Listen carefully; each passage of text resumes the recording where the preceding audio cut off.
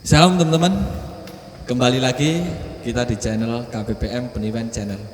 Nah, kali ini ada sesuatu yang baru di channel kita.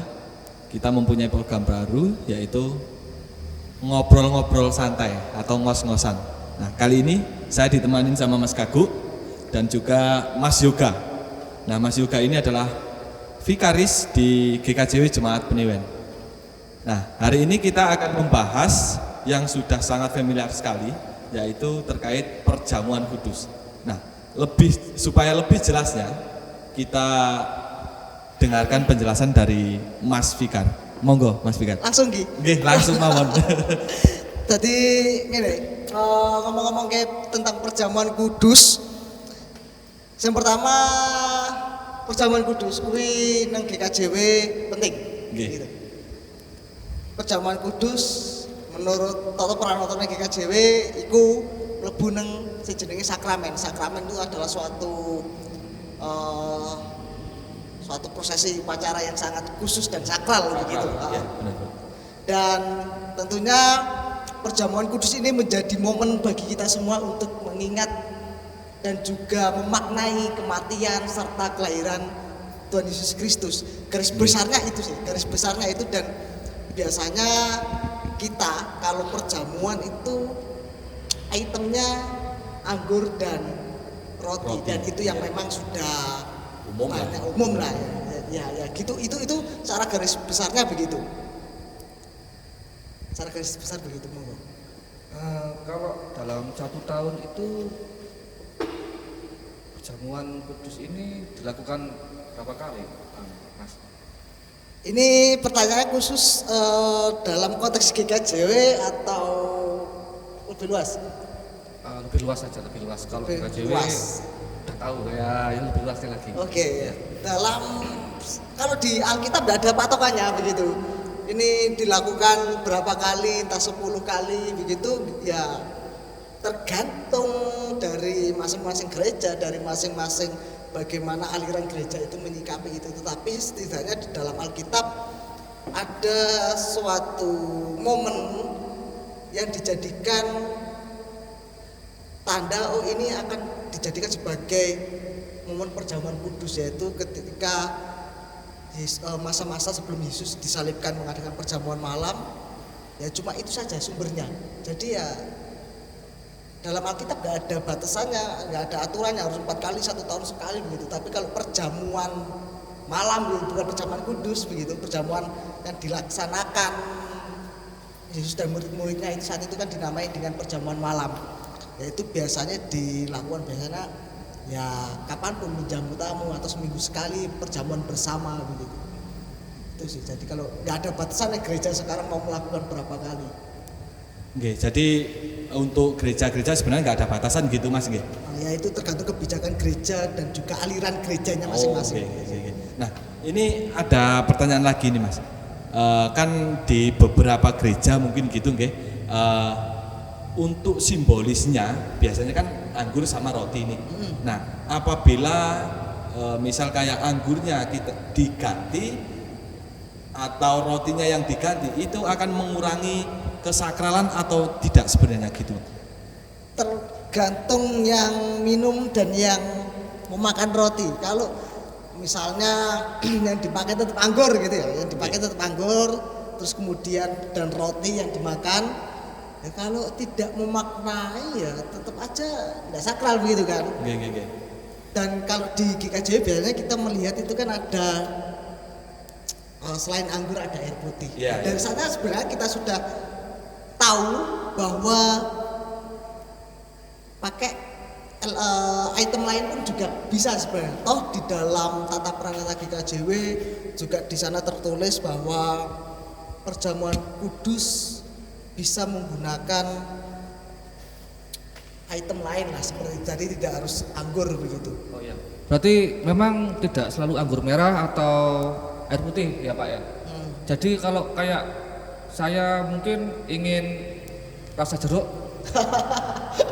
atau rasa jus gitu, Mas ya. Jus, tapi maksud saya begini, yang kami maksud adalah makna. Kalau kita bisa memaknai itu berarti tentunya itu sudah bisa konteksnya bisa masuk ke dalam perjamuan.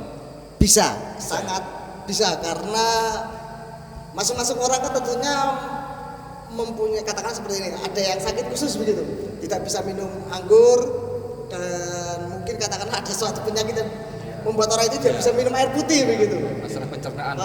Diganti yang lain game, monggo selama itu bisa dimaknai bahwa ini adalah pengorbanan Yesus begitu. Terus kemudian kalau misalnya diganti jenengan mau mari mas, kalau misalnya iku wis mentok-mentoknya ra enek duit, ra enek wis pokoke iki ra ono duit nggo tuku anggur utawa nggo tuku teh, iki cukupe gawe mari mas ya. Selama jenengan bisa memaknai itu ya bagi saya enggak masalah. Yang penting pemaknaannya, tetapi yo ora sembarangan kaya ngono kuwi maksudnya. Nggih, jadi teman-teman, apabila teman-teman mengikuti perjamuan kudus atau sakramen perjamuan kudus di gereja dimanapun, kalau teman-teman mungkin nggak cocok atau nggak sreg sama simbolisnya atau rotinya atau anggurnya, jadi sebenarnya tidak ada masalah. Yang penting gimana kita cara menyikapinya perjamuan kudus. Jadi mau diganti apapun tidak masalah gitu, nggih, Mas Vika? Ya, tidak masalah. Nggih. Terus lagi gini, dalam arti anggur merah ini termasuk suci berarti ya? Kok bisa? Saya tanya ini. Maksud saya gini, apakah anggur merah dalam perjamuan kudus ini itu ada, pasti teman-teman penasaran ya, itu kira-kira ada alkoholnya berapa persen gitu? Oh. Atau mungkin ini proses fermentasi seperti apa yang akhirnya bisa layak untuk perjamuan kudus? Begini. Ya. Kalau dalam Alkitab ada tertulis janganlah minum yang memabukkan gitu. Ya, selama itu tidak membuat panjenengan mabuk atau minuman itu tidak memabukkan, ya monggo silakan itu dipakai. Tapi ketika pakai anggur kemasan begitu, kadang beberapa gereja ada yang bukan pakai sari anggur tapi pakai anggur bermerek itu yang sudah terkenal itu. Nah, katakanlah yang ada produk baru dengan kadar alkohol 30%, 40%. Ya senajan toh kuwi anggur ya. Esensinya jarine dienggo memaknai kematian Yesus Kristus sebagai simbol. Lek 40% lek mendem ya. Selain wargane gerejane bangkrut yang mendem kabeh ya. Berarti enggak dapat Mas esensinya. Berarti memang ada ketentuan-ketentuan khusus ya untuk perihal itu. Ya. Dan saya juga penasaran tentang ini, Pak. Di situ tertulis pecah-pecahkan roti Ya. dan bagi-bagikan. Inilah tubuhku yang kupecah-pecahkan. Ya, seperti itu. Itu sebenarnya intinya maksudnya bagaimana? Ya, di dalam perjanjian baru sendiri juga dituliskan di sana begitu. Itu hanya sebagai simbol begitu, simbol tentang penderitaan dan juga sebagai pengingat akan kematian Kristus. Jadi itu ya yang inilah darahku yang termateraikan oleh perjanjian baru, inilah cawan perjanjian baru yang termateraikan oleh darahku begitu. Itu kan sebenarnya ingin menunjukkan makna bahwa ini adalah pengorbanan Yesus begitu. Yesus yang lahir di dunia berdarah-darah begitu. Setidaknya itu membantu kita untuk mengajak kita untuk mengingatkan, memaknai perjuangan Yesus begitu, dan juga pengorbanan. Roti anggur adalah perjuangan dan pengorbanan Yesus Kristus di dunia begitu. Jadi buat teman-teman, sekalipun tidak ada nggak ada patokan terkait simbolisnya anggur maupun rotinya, apalagi di situasi yang seperti saat ini, ibadah online di rumah, ketika melakukan perjamuan kudus, jadi teman-teman tetap harus kadar alkoholnya jangan yang terlalu berpersen-persen gitu Pak ya. Dilakukan DP aja. Ya. Tetap ya di kira-kira sendiri kira-kira seperti itu. Dan memang tidak harus wajib anggur merah yang seperti Bapak. Bener Kita banget. katakan apapun jenisnya. Yang penting pada saat kita melakukan istilahnya sakramen pacara Pak ya. Iya, sakramen perjamuan kudus. Seperti itu kita bisa memaknai Benar maknai gitu. perjamuan kudus tadi. Ya. Ya, gitu Pak ya. Memaknai Ya. simbol yang dipakai. Tanya lagi nih Pak yang terakhir ini. Kenapa Pak kalau perjamuan kudus ini kok saya mengingatkan saya pada hal-hal yang lain? PBB. Kok pakai sloki gitu Pak ya? Kalau seandainya pakai gelas gitu besar gitu beda nggak Pak? Beda nggak? Ini menarik teman-teman ya. Oke. Kita tunggu untuk ulasan dari Mas Fikar. Monggo Mas Fikar. Kenapa harus loki? Apa kok kudu sloki? Apa kok rasa aqua begitu? Gelas gitu kan puas gitu enak gitu loh. Ya. Aku dhewe tahu. Jadi orang gawe sloki orang gawe gelas. Tapi gawe tuwung. Malah sing luwih akeh gede. Tuwung itu Tuwung iku seperti- cawan. Oh iya. Iya. Nah, sing kok gelas piala iku lah. Kan volumenya luwih akeh. Nang gereja perjamuan kudus. Lah, kok gawe cawan, kok enggak gawe sloki pikirku. Tetep ya prinsipnya diubengke memang lek cawan. Lah, terus marang ngono sebelahku kok ngombene kok suwe gelak gelak lah. Ya tak tiru. Gelak lah. Nang kono kemudian aku merefleksikan bahwa apa kok gurus kok mek sak sloki iki pengalamanku ya. Ndak ono dasare ngawira. Apa kok kayak gue sak sloki yang pertama lek kakian iku awake gak iso memaknai begitu. Awake main-main dengan simbol. Gelak pas sampai ada begitu. Kita nggak bisa menghargai simbol. Terus kemudian apa kok gak sak gelas ngene iki. Sing keloro lah danae lek cukup ya apa-apa. Tetapi balik meneh. Karena dipakai anggur memabukkan enggak gitu. Sehingga kehilangan esensinya nanti. Makanya kenapa kok pakai sloki setidaknya itu bisa membantu kita untuk lebih memaknai gitu. Sak sloki, sak gelekan begitu awak dhewe lebih bisa memaknai dicekel ya penak di lepot, nang tangan digandungo ya penak kan.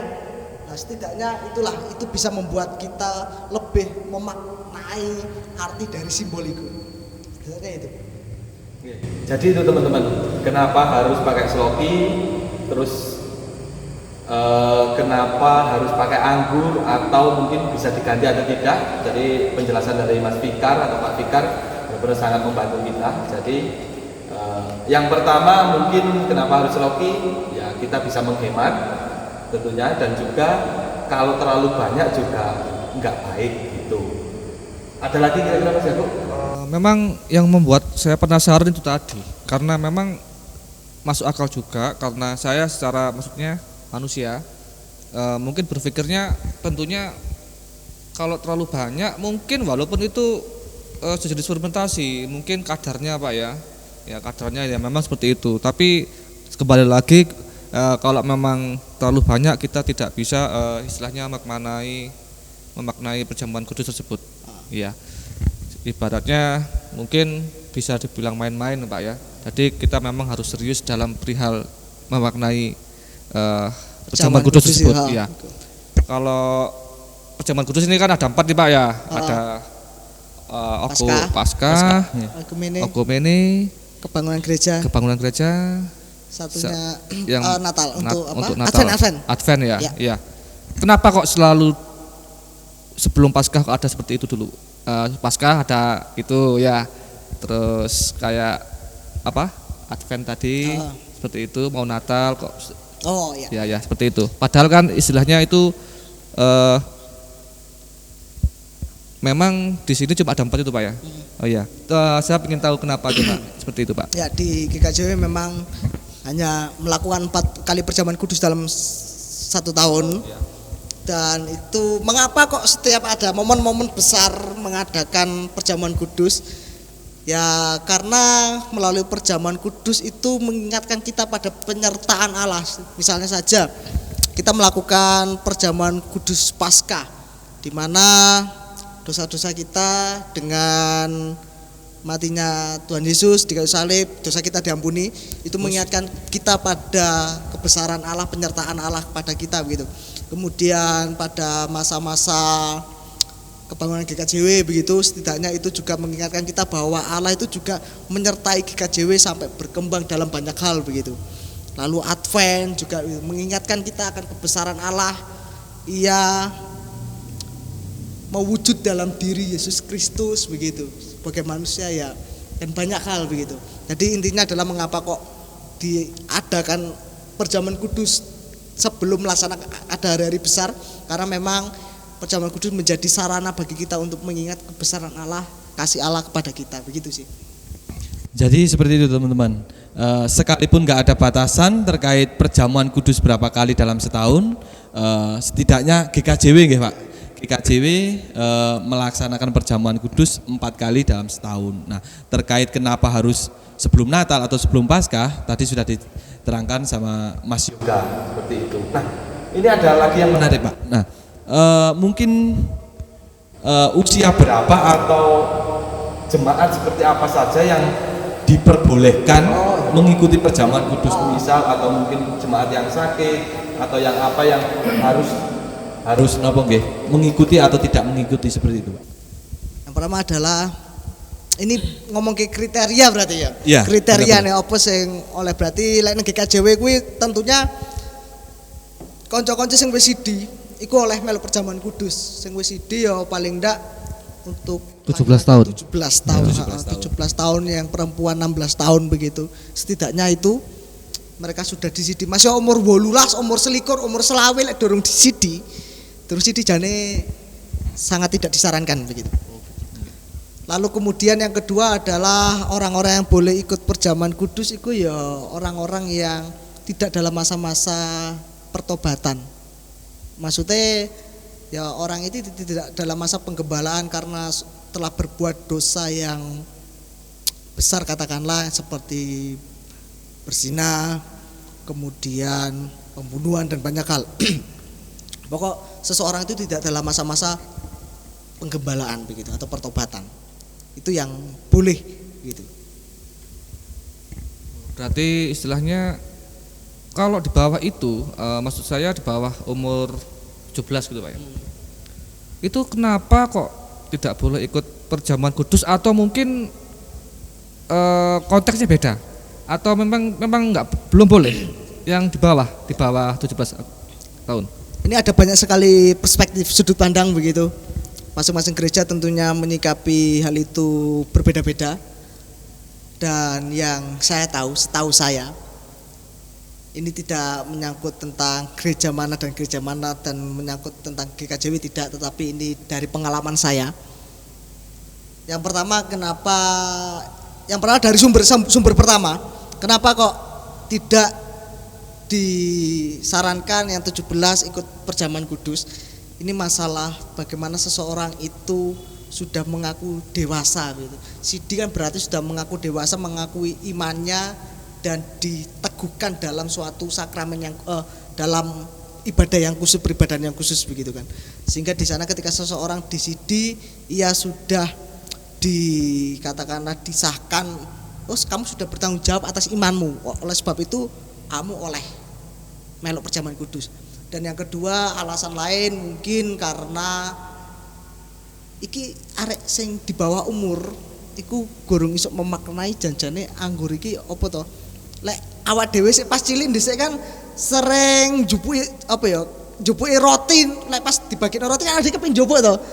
Tapi awak dhewe kan gak ngerti janjane maknae apa to begitu. Nah, awak dhewe gak ngerti, lek cilik gak ngerti maknae apa. Nah, begitu. Tapi di beberapa gereja yang lain namanya tidak perjamuan kudus tetapi perjamuan kasih. Jadi anak-anak itu diajak, setidaknya dikenalkan ini ada bentuk perjamuan yang lain begitu. Ya tentunya metodenya juga berbeda. Enggak pakai anggur, enggak pakai roti, kadang dibuat makan-makan bersama begitu. Dan di sana dikenalkan tentang bagaimana cara memaknai kematian, kebangkitan Yesus, ya seperti itu sih. Jadi ya tidak ada hal yang mendasar tentang hal itu. Jadi benar teman-teman, saya itu pernah dimarahi sama teman-teman saya juga gitu Pak. Kenapa Mas? Ayo perjamuan kudus gitu. Ya.